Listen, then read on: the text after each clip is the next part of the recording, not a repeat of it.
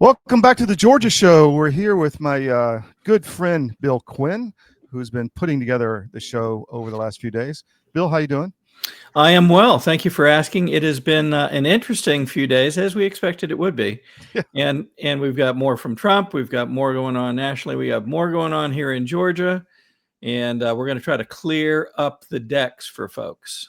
Well, I'm really happy, Bill, because this week we finally got clean elections.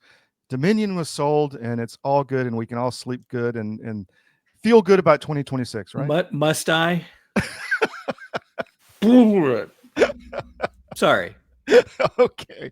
I think we'll get to the bottom of that. Thanks for joining us today, guys. Got a big show. David Cross is going to join us. We're going to talk about this whole issue of the sale of Dominion voting systems, which is still in place in Georgia and been the center of a lot of, confusion and conspiracy, I'll say, over the last few years.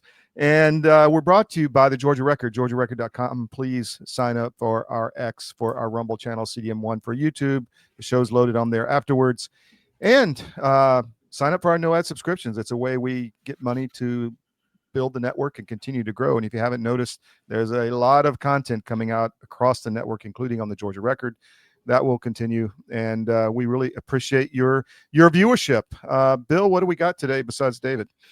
Well, so we will have David toward the back half of the show. We're going to talk first about the Supreme Court rulings that mean more than I think many people understand, and it relates directly to some things that have come out in the last few days, in my opinion, and it sets the stage for change that we need to understand as it occurs. This is not happenstance. This appears to be part of a bigger plan, bigger strategy, and we'll see how that plays in. We're going to talk about, again, the Dominion purchase, sale, whatever you want to call it, and what it means and what it doesn't mean.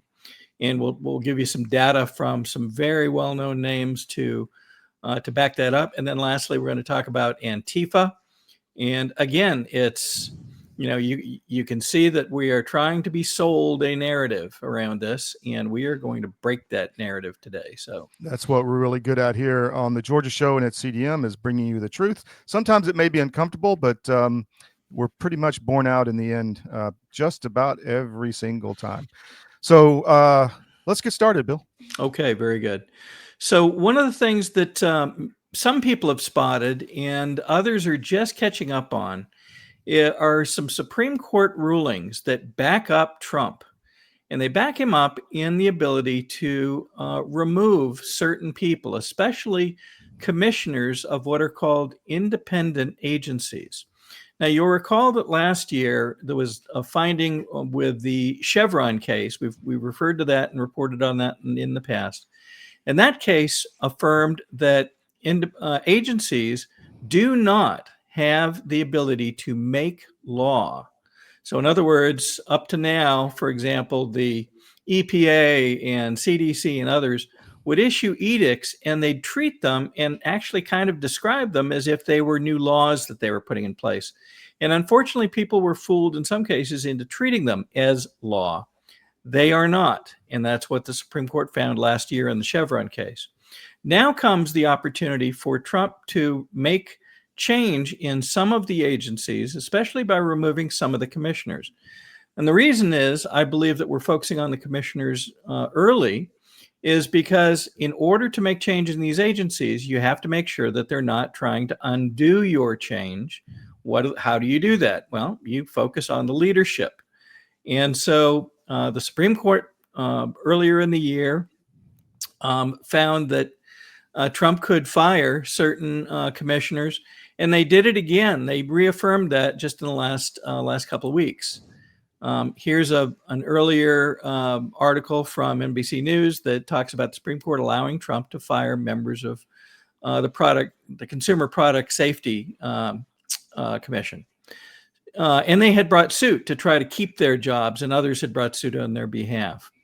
So why was this even in place? Well, it actually goes back a lot further than most people understand. This was set up back in 1935 in a case known as Humphrey's Executor versus the United States. And the result of that case created a shield, if you will, around unelected bureaucrats inside agencies, especially independent agencies. And it effectively made them immune to being fired. Now, many people have kind of anecdotally said, oh, well, gosh, we can't make any changes with federal employees.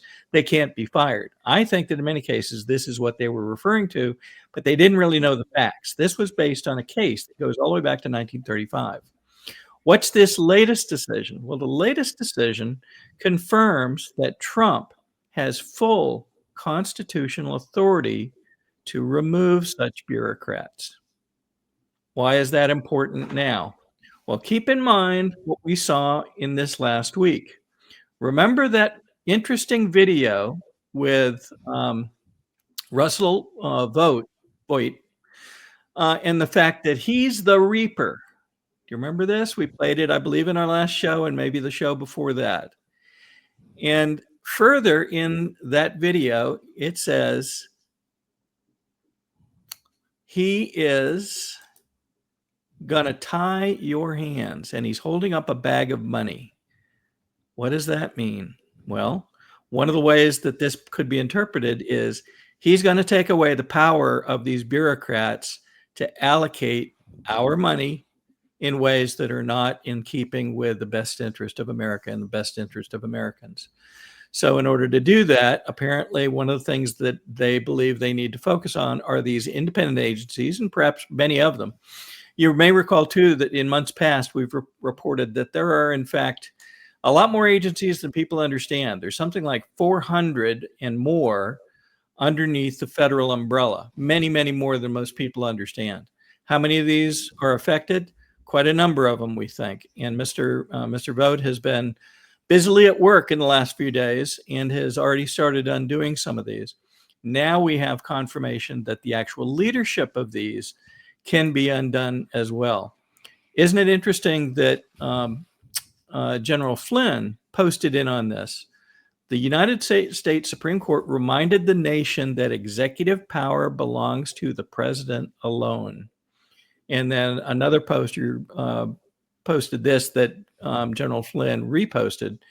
And it says, the great reclamation has begun. The Supreme Court just restored Trump's constitutional power to remove commissioners from federal agencies for the first time in 90 years. 90 years, remember 1935. The president can clean house. The walls of bureaucratic tyranny are cracking. Big thing? I think it is. I think many other people will find that it is. Well, that's the foundation of the whole deep state, essentially. It is a very, very important part of it. It isn't maybe everything, but it's a very important part. There's another term that you may hear in the middle of this as well, and you can hear it referred to as the SES, or Senior Executive Service. And these two are terms used to refer to, again, unelected bureaucrats hidden across the government, if you will. They would say they're not hidden, but that are not elected and are, again, have been up to this point, I believe in many cases, immune from firing. Why were they put in place? Well, if you remember, I want to say it was Karl Rove and maybe, the Secretary of State going back to Bush that really worked on putting these people in place going back into the early 2000s and maybe before. And the intention, at least the stated intention, was to make sure that we had continuity of thought and understanding and knowledge across multiple administrations. But what have we perhaps gotten? We've gotten continuity of strategy, maybe in working against some of the administrations, perhaps even against Trump. So this entire circumstance is going to be very interesting to watch, we believe. And we recommend people keep their eye on the additional changes that we believe will come from Russ Vogt's involvement and other moves that the president makes as we go forward. Big deal. You know, that you may be getting to this. Are you going to talk about Scavino and Sergio Gore? Not yet. Not in this session. So if you'd like Let me to just bring that up do. because, you know, I've had Ivan Raiklin on many times in the recent past. And one of the targets he's had is Sergio Gore in charge of the personnel in the administration, saying, and you know, I don't know Sergio, but Ivan says he's one of the guys putting in bad people around Trump. Interestingly enough, he was removed last night, and Dan Scavino came into that position. So Isn't that I interesting? find that interesting.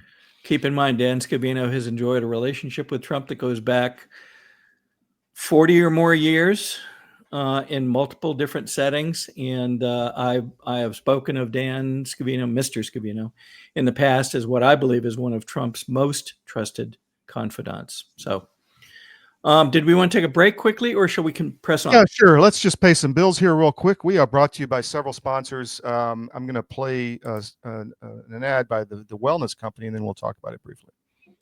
Well, in the case of hydroxychloroquine and Mhm. ivermectin, Mhm. these are two medications that have been FDA approved for use in humans for decades. They Mhm. are very, very inexpensive, interestingly, available over the counter in almost every other country other than the US and Canada.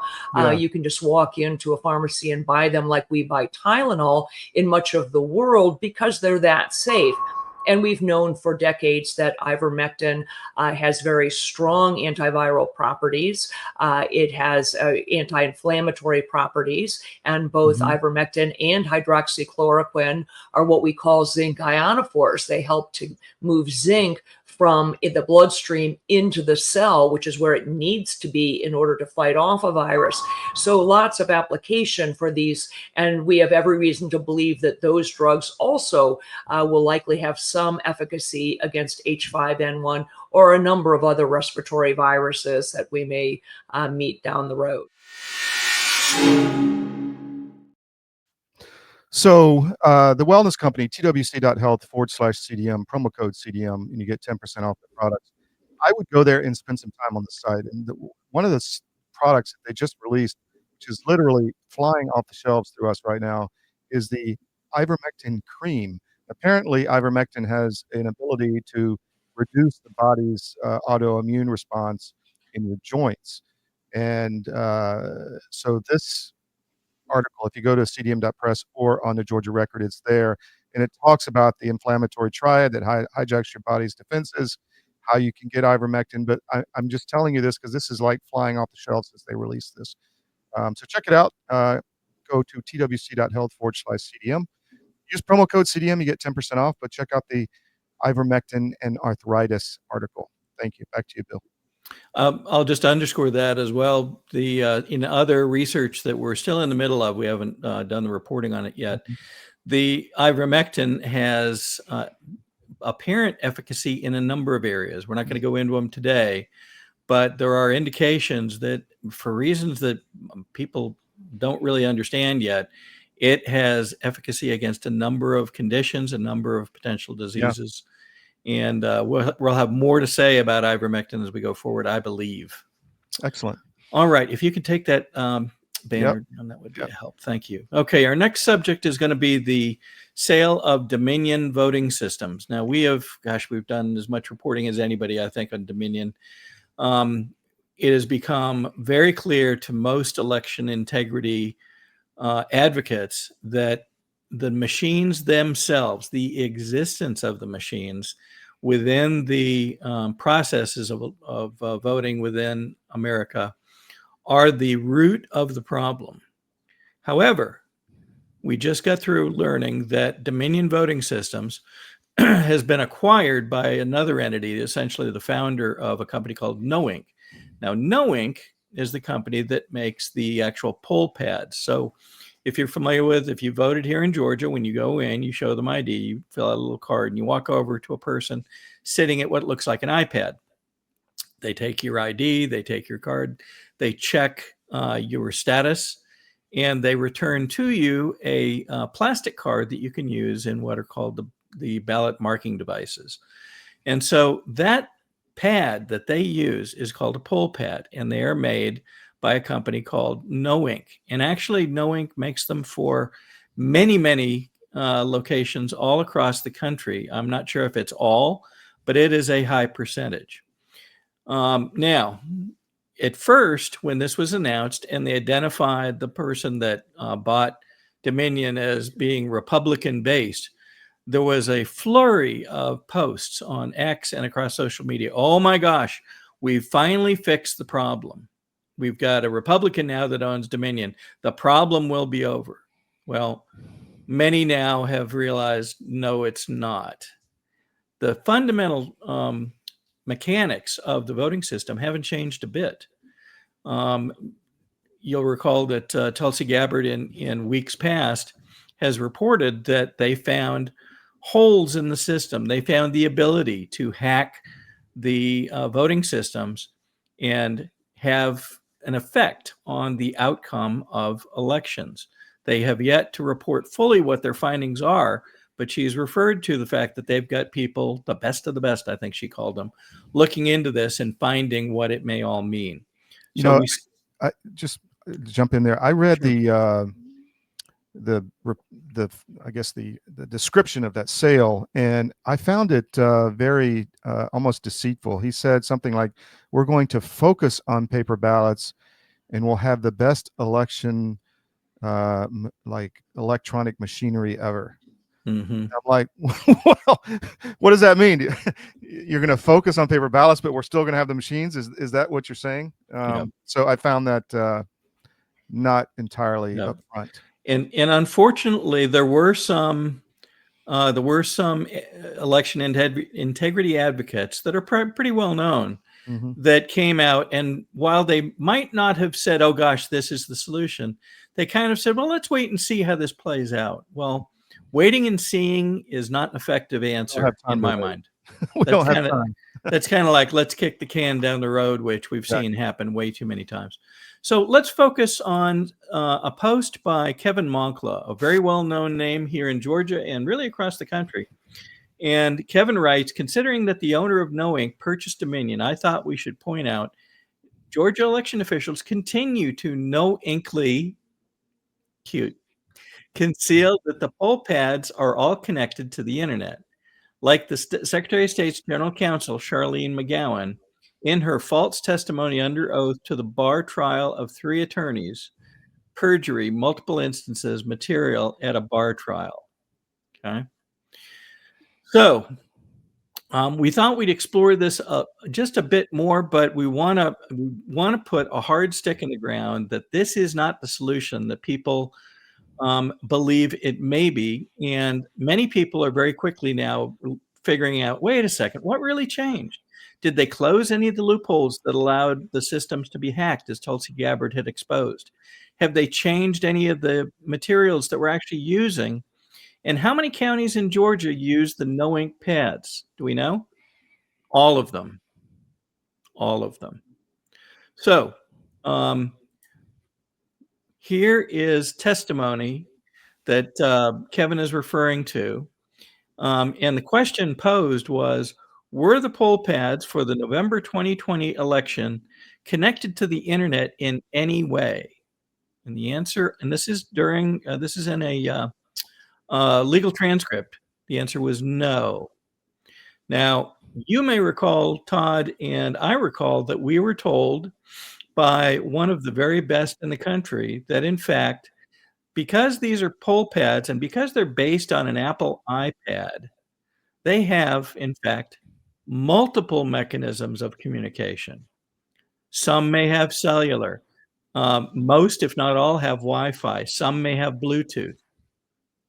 But they have multiple mechanisms of communication. And it really just makes sense if you think about it. During early voting, someone can go in and they really can go to multiple different locations, not just their own home voting location, and they can place their vote. That's the way early voting works.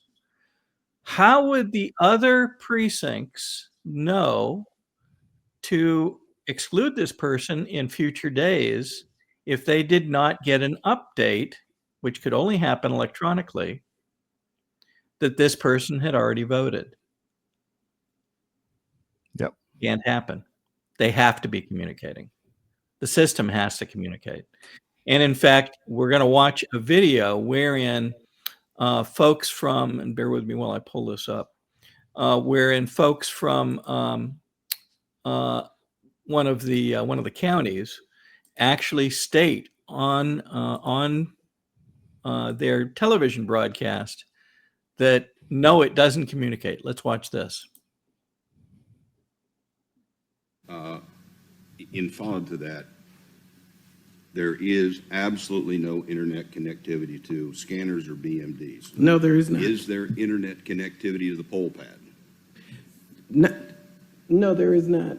Not at the polls. No, when the poll. Dominic can explain more. When they actually establish the poll pads, they're connected to the, when they program them, they're connected to the internet. But he can give a description about that.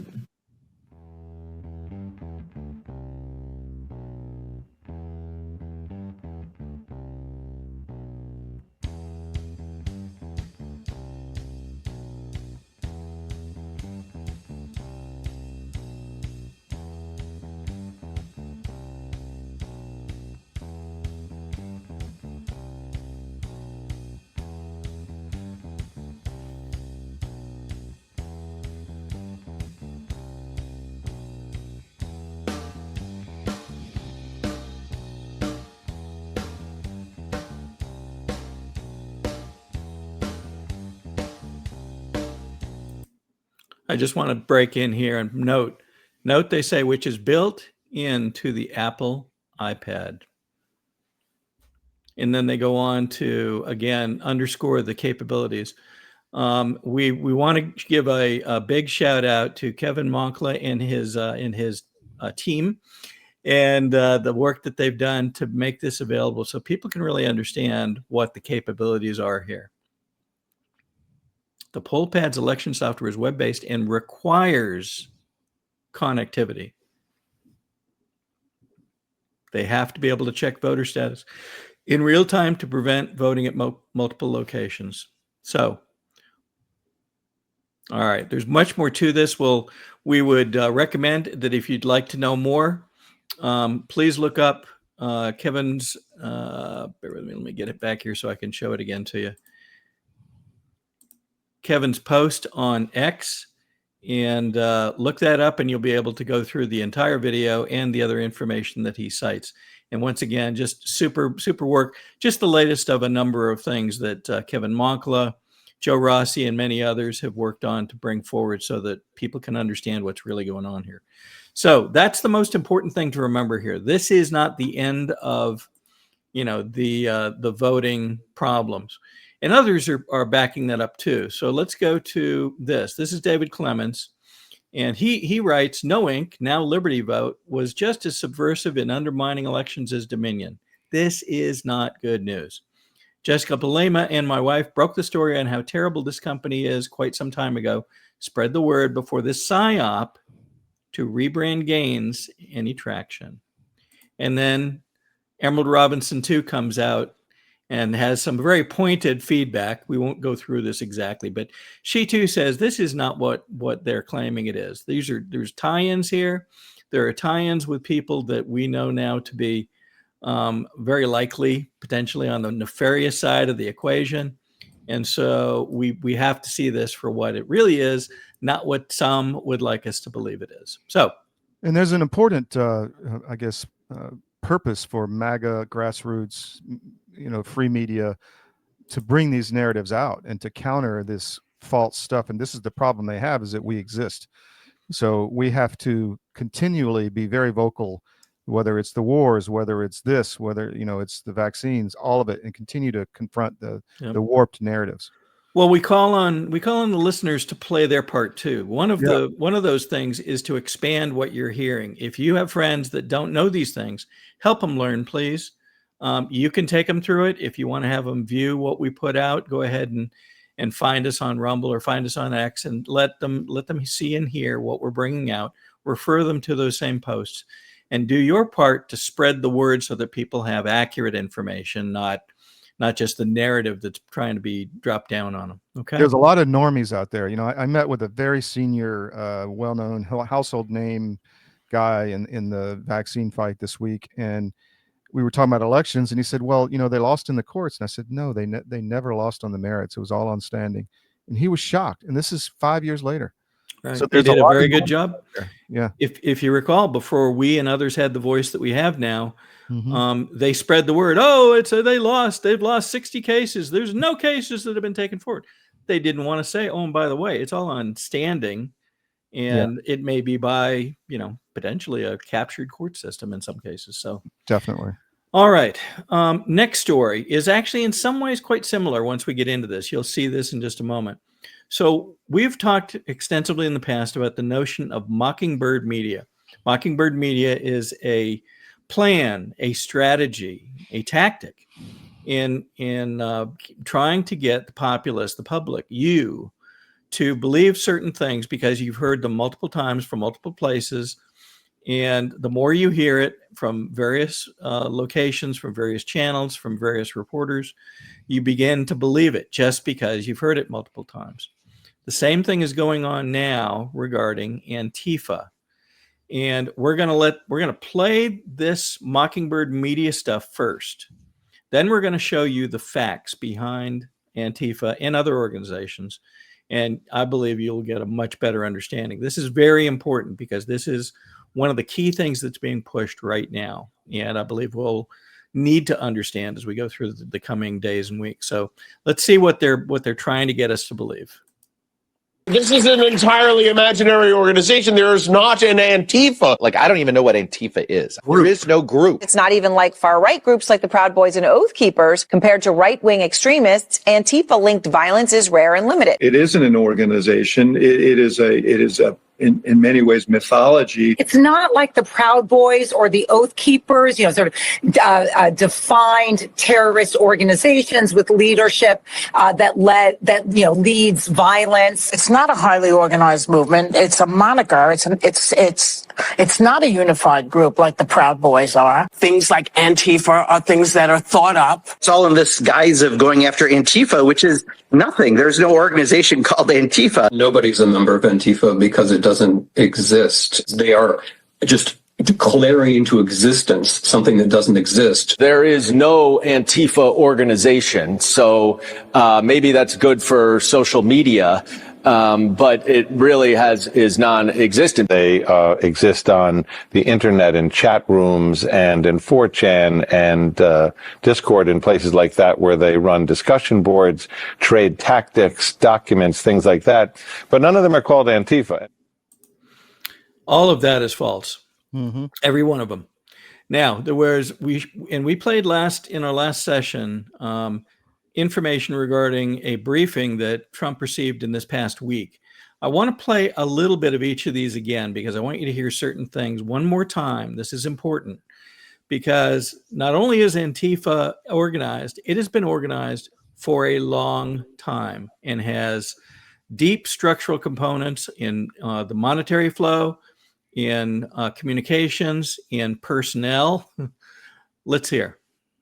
I may get these in the wrong order, but bear with me here. Just a story about violence and chaos, as you alluded to, Mr. President. This is a money story. And at the Government Accountability Institute, my colleague and I, Peter Schweitzer and our team, we followed the money, and we followed it to the top of what we call the protest industrial complex, Riot Inc., and we found a network of NGOs. It's not just the Soros network, the Open Society network. It's other funding networks, the Arabella funding network, the Tides funding network, Neville Roy Singham and his network, Foreign Cash. And it's also big left-wing funders. Some of them are not citizens of this country. Mr. Hans-Jörg Wyss of Switzerland. They're pouring money into this entire ecosystem. And so I want to share 3 money facts with you about what we call Riot Inc. Number one, like any corporation, Riot Inc. has many divisions. It doesn't just have the Antifa boots on the ground division. It has PR divisions. It has marketing divisions. It has a very well-funded legal division to get these boots on the ground back on the streets as quickly as possible. That sounds like an organization to me. Now let's hear from a specific reporter that had experience seeing some of the people on the ground. Yeah, my name's Nick Shirley. I'm 23 years old. I'm a 100% independent YouTube journalist. And over the past year or so, I've been able to go to 15 countries. I've hung out with people in the gangs of Brazil, in the favelas, in the prisons of Secot. But yet the most dangerous places I have been here in the United States, unfortunately. And I've had the opportunity to show people about the protest Antifa here in the United States, and there's nothing organic about what they are doing here in the United States. I've watched people be bussed in from states. I've watched the same lady at a protest in Atlanta be bused to protest in DC and then in New York City. There's nothing that is honest about what they are doing. And they have signs. I've seen the same signs here in DC and in London as well. So now we understand, one, it is an organization. It is funded. It is well funded. They have communications. They have legal structure. They have the ability to schedule and move people. Now, a few minutes ago, we talked about the bureaucracy, the Humphrey executive versus United States finding that allowed people to get into the government and not be able to be removed. That goes back to 1935. Isn't it interesting that the Antifa is actually an organization that dates all the way back into the 30s as well?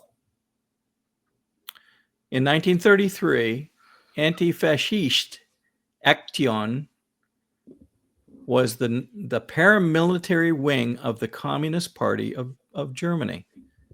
It really existed. And look at the flag. Look at the emblem they use. It is simply almost the mirror image of Antifa today here in the U.S., which is the paramilitary wing of the Democratic Party here in America. Don't think this is real? Well, there's a picture from back in the 30s in Germany with the old Antifascist, I think that's the right pronunciation, flag and sign up on a building and more. This is real. This has been around for, what is that, 90 years, almost 100 years. Do you think that they aren't an organization? You would be wrong. They are funded. They have the ability to communicate, to allocate people. And again, we said last time, they want us to believe that these are our kids that are standing up for this stuff. Well, they would like them to be. They would like to ingrain our children into these things. They'd like to incite them and get them involved, but that's not who's driving this. And it's critical that we understand that, because this will continue until it is fully dealt with, I believe. Here's an example. The author of, there's actually a handbook, how to be a part of Antifa. And after the group was classified a terror organization by Trump recently, this gentleman fled the country, probably wisely. Now, when we see cases where action is being taken in various cities to bring Antifa and other protesters under control, this is why. These are not folks that are taking this lightly. They're paid. They are allocated. They are meant to do certain work, and they need to be stopped. So let me jump in there, Bill, because I got something I want to show. This is from years ago at CDM. If you search for Brennan and Antifa in 2020, and this is one of the reasons we got deplatformed, Obama, Brennan importing overseas terrorists into U.S. to form Antifa. We have the receipts there. And then later in the month of August that year, Deep State delayed Trump's Muslim ban because it prevented Brennan's jihadis from entering the U.S. to train, form Antifa.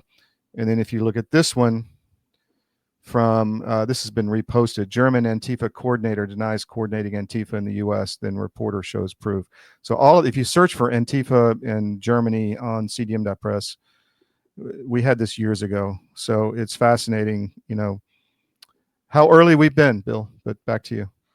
Well, and we've been trying to ring the bell on this for a long time. I'm hoping that people are hearing that bell now. This is important. Yeah. It is not going to go away until it is forced away, and whatever that takes is going to be what it takes.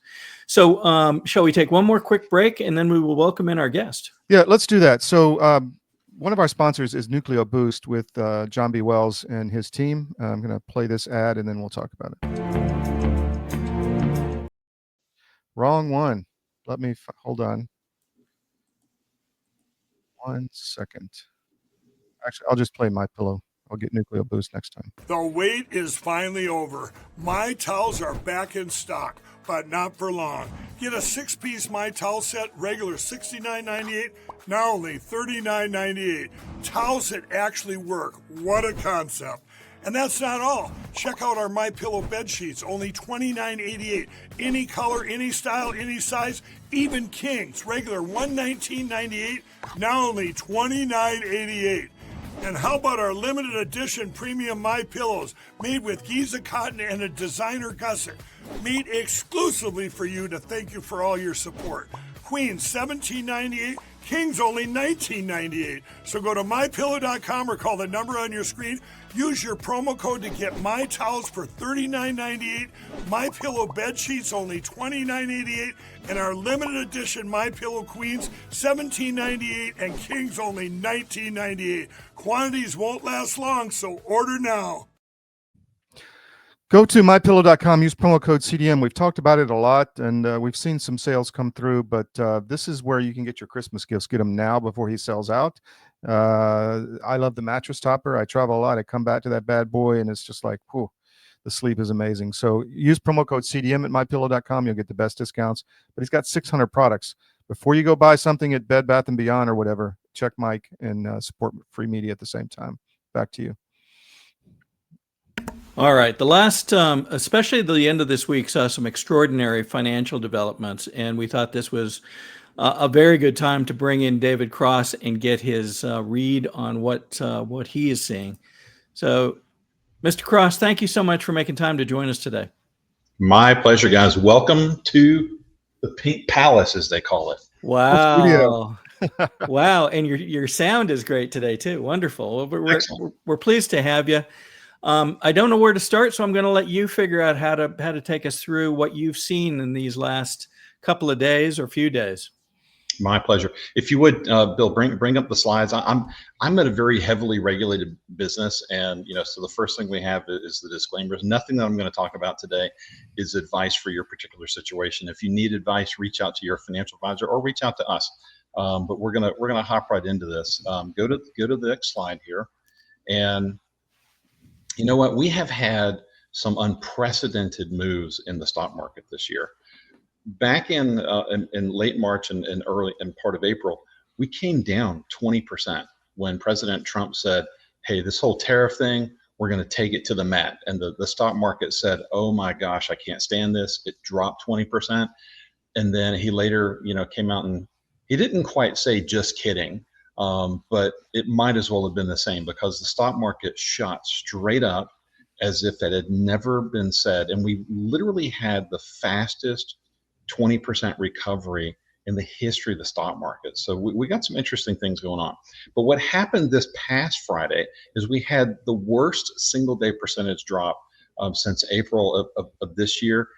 I think it's one of the largest wealth destructions in the history of the stock market. I think it's like the 5th largest one in history, and it's only because we're so big right now. Mm-hmm. Anyway, the Dow Jones came down 2%, the S&P dropped to almost 3%, the NASDAQ came down 3.5%, and the semiconductor index came down about 6.5%. What's really interesting is that gold and silver held up on Friday, and for anybody who's been kind of out of the loop, gold I think is up something like 55% this year. I'm pretty sure silver is roughly in the same area, and gold right now is hovering around $4,000 an ounce, and silver touched 50, and right now the December contract is around $47.25. So gold and silver holding up well. Cryptocurrency came down a little bit. Stocks kind of came down, and the whole reason why this is happening is on the next slide. It's because President Trump came out and said, "Hey, China, we're going to hit you, with 100% tariff starting on November 1st. Can I ask a question? That's what precipitated this. Can I ask one question for clarity before we move on, David, please? So you're quoting December gold and December silver. These are forward-looking numbers, yes? Could you just explain why you're using Decembers? So here's the thing. If you look on some of the websites that are out there, like AppMex, and like JM Bullion, that kind of thing, they're quoting the spot market, which is what is silver trading for, like right now across the counter. Like if you walk into a jewelry store, into a coin dealer, into a bullion dealer, that's what it's selling for, like right this hot second. I just happen to keep up with what what are the contracts for December delivery trading at? It's just what I kind of keep, what I keep track of. I see. So it's it's sort of an expectation by the market as to what the price is likely to be at that time. Yeah. Yeah. So for anybody, if you own a silver mine or a gold mine, you can't get the gold out of the mine like today and sell it today. You're going to have to sell it, in a forward contract that maybe has delivery sometime in December. So this is what that price reflects. Okay. All right. So there's the cause right there. The president said, hey, we're going to bring on some massive new, import tariffs of 100% effective November 1st. And from where we're at right now, the stock market declined quite a bit because people are really concerned about this. If on Monday the president comes out, or Scott Bessent, Secretary Treasurer, the Treasury Secretary, goes to the president and says, Friday was terrible, and we have to like levitate the stock market, then there's a chance that they come out, next week and say, hey, that 100%, tariff we talked about, that maybe we're going to ease off of that a little bit. And if that happens, then we probably see stocks, rebound back higher. If they stick to their guns, we probably head lower because, we've got this government shutdown going on. And what that causes is that causes a contraction in the economy. The other thing that's happening is, stocks right now, there's a lot of overvalued stocks right now, particularly in the technology area, and they were kind of due for a little bit of a pullback. So get a lot of these, confluences of events that, that kind of, come together all at the same time, and then you get what happened on Friday. So, David, I think that was the largest crypto sell-off liquidation event in history, like Thursday, Friday. I think the decline that happened on Friday, if I'm going from memory here, I think it was like a $2 trillion liquidation that happened in crypto. Yeah. And in the stock market, I think it was closer to like 3 or 3.5. I mean, it was quite a lot. Yeah. I've gotten to the point now where I've really kind of become numb to what those nominal numbers mean. Yeah. And I look simply at percentages. Of course. Okay. Just curious. Sure. Next slide there, Bill. So right now, market breadth is poor. And breadth just means if you have 500 stocks that are out there and you only have 10 of them that are going up and the other 490 are either staying flat or going down, that's poor breadth. And what this chart indicates is that we have declining breadth, where it just means that, fewer stocks are going up, more stocks are, either staying the same or going down. So that's one of the measurement tools that we look at right now. And then the next slide shows volatility. So this is really interesting. So I have a client that passed away several years ago, and very wealthy guy. And he used to tell me, David, when the VIX is low, which is what the volatility index is, when the volatility is low, it's time to go. When the volatility is high, it's time to buy. And right now, volatility, as of last week was at the lowest that I recall in a couple decades. So it was approaching, that number way down there at the bottom is 10, and that tiny little point that pops up on the screen down there, we had a 20% rise in volatility on Friday. So if we get more of this, then it means stock prices probably head lower. That's interesting because that is because markets have been going straight up, essentially, right? That's why the volatility is at zero. Yeah, it's down, and it's also because there are investment contracts out there that people can buy that are they're called structured notes. Mm-hmm. And when they construct these things, they are literally selling volatility. And when they sell volatility, it forces the price down. And when you get too much of that going on, it's just like anything else. If you have too many of these contracts that are produced, you eventually get to the point where the market can't soak it all up. Yeah, and just get totally saturated. Big Next margins slide. In those structured notes. Go ahead. Yeah, there are huge margins. So I mean, if you happen to have an investment account at one of the large firms that's out there, one of the strange things that I saw when I used to work for one of the big name companies, I don't want to mention them because I don't want to get sued, is that you would buy this instrument that would say, oh, you're going to get like 100% of the upside of the S&P up to a cap of like 12%, right? And then if the S&P goes down, you participate to the first 10% to the downside, and then anything beyond that you participate zero. And that sounds wonderful, but the problem is that if you get into a pickle and you need to get your hands on that money, those instruments are typically not particularly liquid. And if you do want to sell them, you end up taking a huge haircut or a discount. You don't get the value that's showing on your investment account at the time. You might take a discount of like 10 or 20%, depending upon who's willing to buy. Yeah, it's you can just put the note together yourself, buy the underlying and buy the option yourself.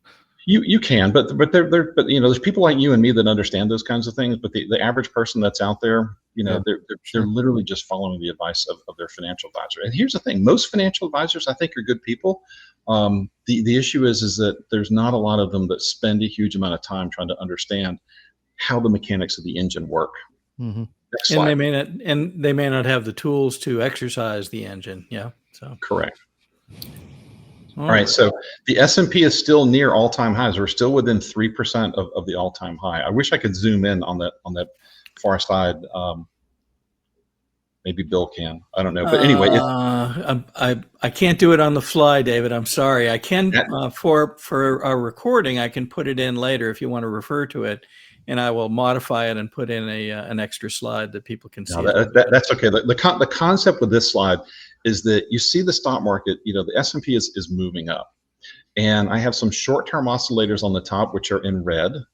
There's a middle space there that's white, and then the longer-term oscillators are blue. So we have a very patriotic-looking red, white, and blue, pattern that's going on here.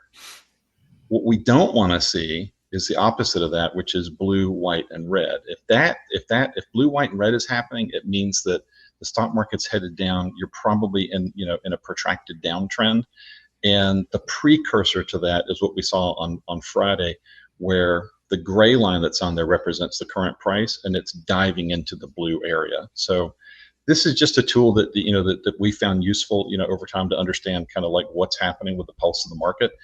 We're still near all-time highs, and again, remember, if the president comes out and says, "Hey, we were just kidding about those 100% tariffs," then there's no reason to believe. There's no reason not to believe that we could just see like a recovery right back up. I mean, that's kind of what we've seen so far this year. Again, I'm not predicting anything. I'm just telling you that we're dealing with volatility right now, and a lot of it has to do with what's going on in Washington. Okay, it's interesting. You should bring that up, David, because this is not meant to surprise anybody.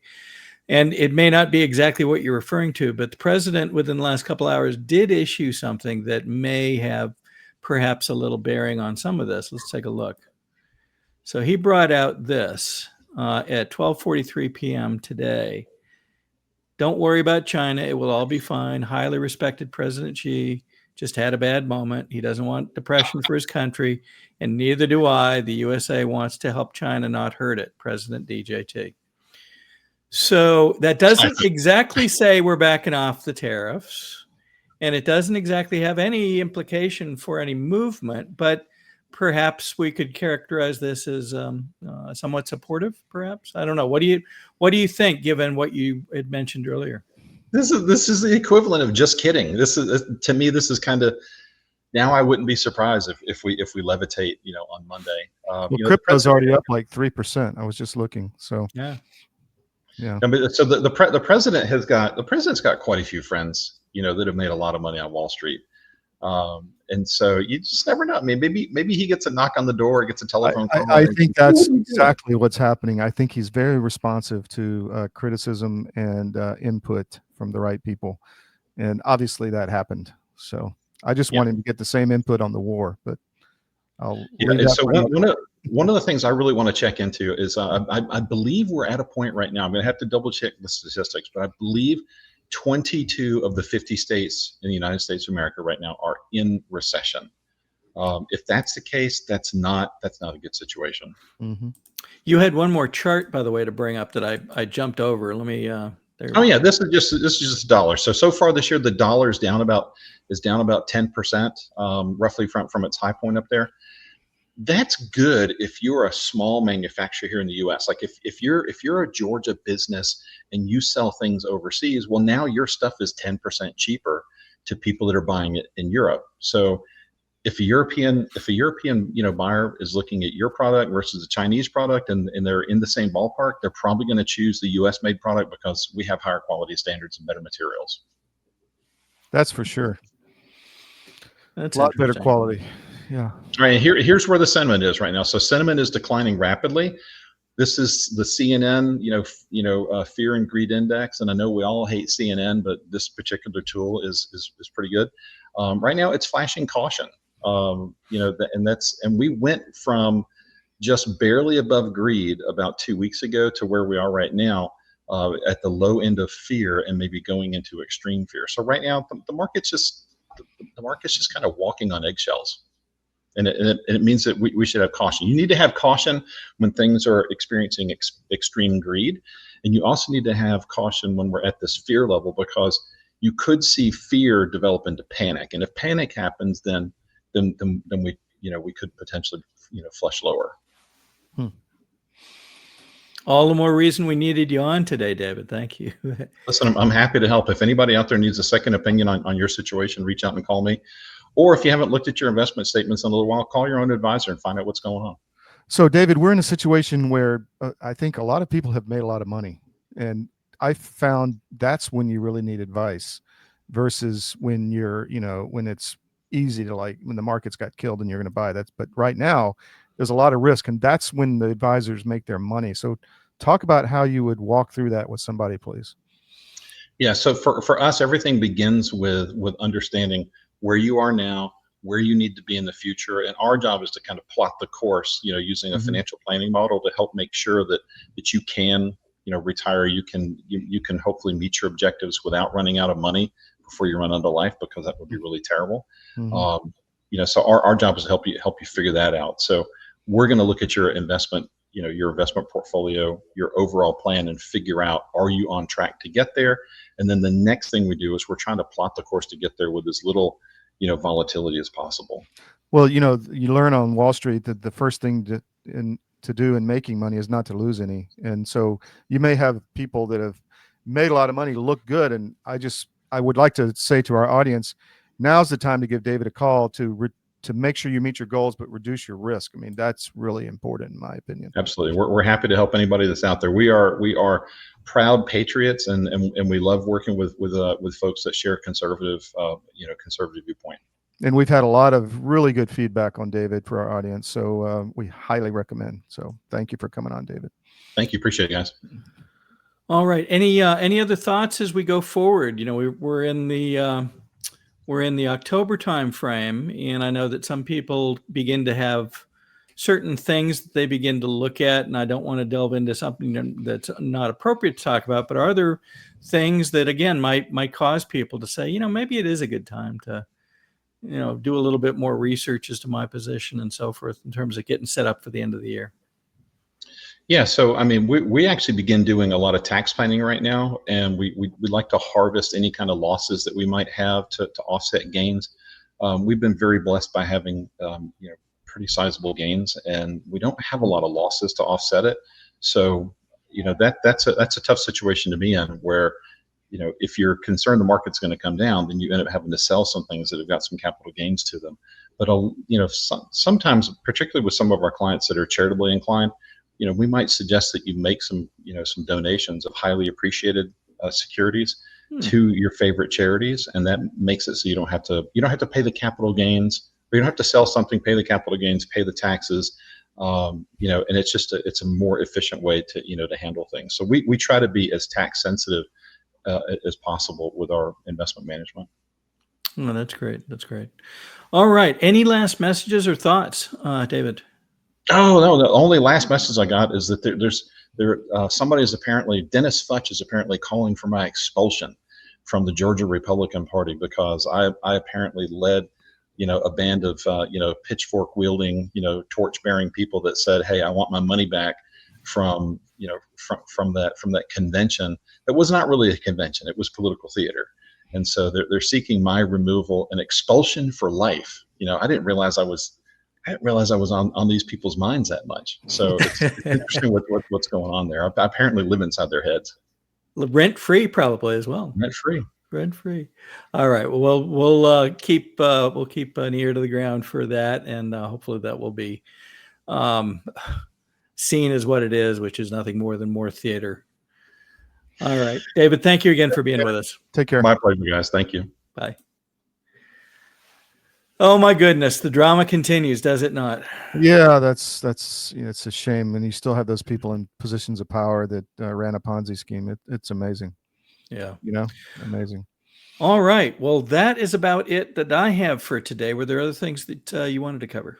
Let me just throw. Christmas is coming. If you're looking for a gift for somebody who has everything, check out my books, Currency, which is a finance thriller, and Paying the Price, The Untold Story of the Iranian Resistance. You can get them anywhere books are sold.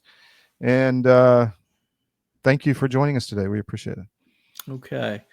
I have to make one last comment, and it goes back to things that we have talked about, just these odd, we'll call them Q-isms over the last few weeks. And comes another one just before the show that I thought we'd share as we close. And I will simply say that if Mr. Dmitriev is somehow foretelling what may be coming, then know that we are going to be here using every tool we know to help people understand what's going on throughout. So we'll see what comes of it. But here's what he posted today. That little symbol is a storm cloud. The storm is coming. What does that mean, I wonder? All right, we will. That's it for now. We will see you next time.